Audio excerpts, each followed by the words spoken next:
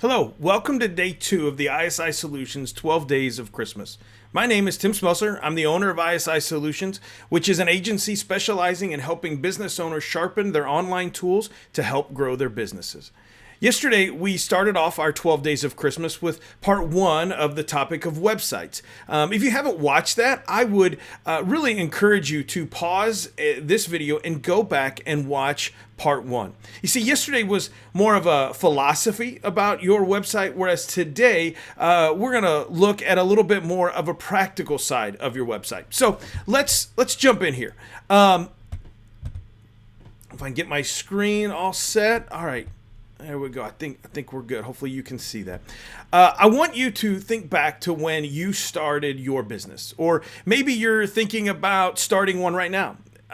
It has been my experience when talking to business owners that whenever they look to start a business and begin to look at everything they need, a website ends up somewhere on the list. We know that we need a website in our ever-changing, technology-driven and device-driven world. A website is really a necessary evil for many business owners. So those business owners go in and they attempt to create a website using a service like Wix or Squarespace or really any other builder, and they build a website as they're satisfied with, and you know what? Then they move on. They've checked that box and they move on to the next task at hand. And then my also experience has been that many business owners eventually become frustrated with their websites and feel like it's really a big waste of money because they don't feel that it's performing as it should or doing what it should. And there are many reasons that websites underperform, and that's why today I want to share with you 10 steps to having a better performing website. Now, let me say from the outset that this is in no way an exhaustive list or even some kind of a silver bullet, but I do believe that these are tips that, if executed, can help you at least improve your website somewhat. So, however, before we jump into those 10 things, I want to talk to you about the audience of your website. I want you to think about the audience that you have. If I were to ask you, who is your website's audience, what would you say? Let me guess. You said your customers or potential customers, correct? Well, I would contest that you're right, but only half right. As you can see on the screen, I believe that websites have two audiences. In actuality, you do have two audiences. The first audience is Google, and the second audience is, you're right, your customers. And you might say, well, how is Google the first audience of my website? Well, I want you to think about this. If Google isn't the primary audience, customers may never see your site. As I said yesterday, we start by giving Google an authentic and accurate picture of our business and our customers. So with that said, let's jump into the 5 strategies for Google. The 5 strategies for Google. So number 1 is keyword research. When we look at our business and our website, we must take what we do and identify keywords that we want to tell Google. And we want to tell Google, hey, this is what I do and this is where I'm located. And with our selection of keywords, we let Google know that when someone searches for this, then tell them about me. Let them know about me. Unfortunately, too many business owners don't take the time to really establish keywords or an understanding of keywords for their businesses. It reminds me of the old saying that if you aim at nothing, you'll hit it every time. So, number 1, keyword research. Number 2 is localization. It's important to let Google know where you're located. Especially if you have a brick and mortar location, or if you're a service-based business, what is your service area? Number 3, I think, is one of the most important for Google right now, and that is being optimized for mobile devices. If your site is not optimized for mobile, it can drastically affect how Google will rank your site.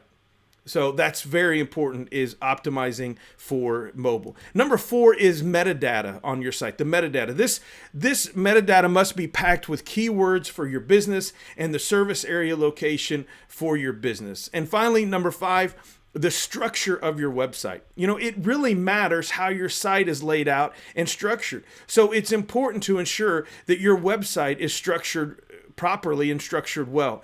Many people that use Wix or other services to build their websites don't realize or think about that kind of stuff. And unfortunately, those services don't always stop you from structuring it improperly. So those are just a few strategies to help you with your website and to get Google's attention as your primary audience. Now, let's look at some strategies for your other audience, and that's your customers. So the first strategy that we want to look at is a call to action. You must have a clickable phone number on your website. This goes back to ensuring that your site is being optimized for mobile so that they can just, if they're looking at it on their mobile phone, they can just click it and call you. Or having a form at the top of your website. You need to tell the customers what you need them to do to get in touch with you. So having a call to action very easily found on the top of your website is important. Number two is a frequently asked questions page or even a section somewhere on your site. The more questions that you can answer for your customers or your potential customers, the more informed they can be about why you are the best service provider in your particular industry. Number three, content is king. I can't tell you how many websites I look at that hardly have really any content on them. Both Google and your customers must know that you know what you're talking about and what you're doing. The more content you can provide, it'll mean the more authority that your website will have, not only with your customers, but also with Google. Number four, highlight your community. This can range from various aspects or things in your community and information about your community to your company's involvement in your community. Either way, let Google and your customers know that you're proud to be a part of the community that you're in. And finally, measure results. Number five, measure results. You can't improve, what you don't measure. You need to ensure that you're using tools to see how your site is performing. It's important that you measure how many new customers are finding you through your website. So we've looked at those things. We've looked at those 10 things, and I know we've covered a lot, and I've tried to get through them pretty quickly. But I want to be honest that we've just skimmed the surface here. But I at least hope that you have found some value in this and that you have found this helpful in getting your website to perform better. If I can answer any questions, like I said, I know I went super fast, or if I can clarify anything for you, please don't hesitate to comment on this video or reach out to me. You can email me at tim@isisolutions.org.